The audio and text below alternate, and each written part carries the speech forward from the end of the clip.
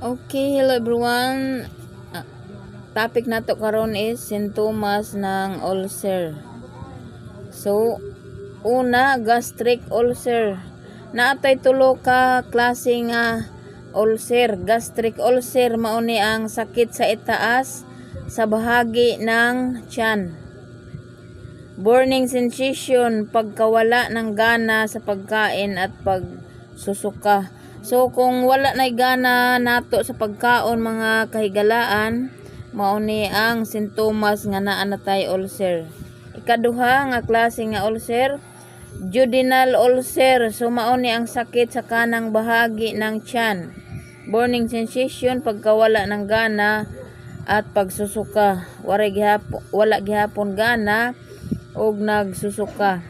Ikatulo nga klase sa ulcer, esophageal ulcer. Mauning sakit sa likod ng tiyan.